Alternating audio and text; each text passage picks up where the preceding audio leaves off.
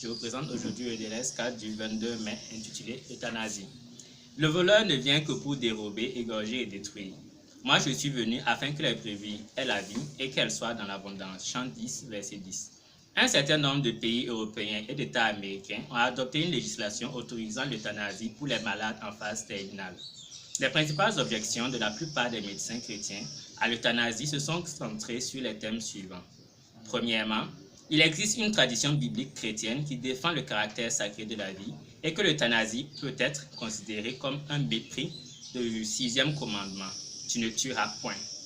En outre, l'euthanasie va à l'encontre des principes du serment d'Hippocrate. Deuxièmement, une euthanasie légalisée modifierait la confiance qui sous-entend la relation médecin-patient.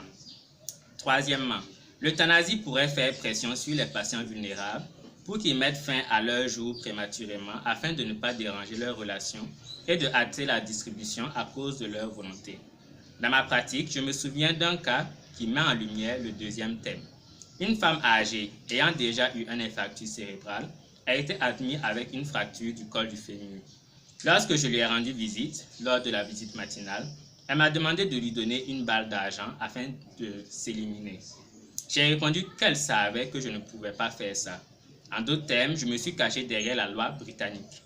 Je lui ai expliqué que nous avions l'intention de l'opérer ce jour-là pour réparer la fracture. Par la suite, elle serait prise en charge par des médecins expérimentés et réhabilités par des psychothérapeutes compétents. 2 semaines plus tard, elle quittait la salle en fauteuil roulant, en agitant et en souriant.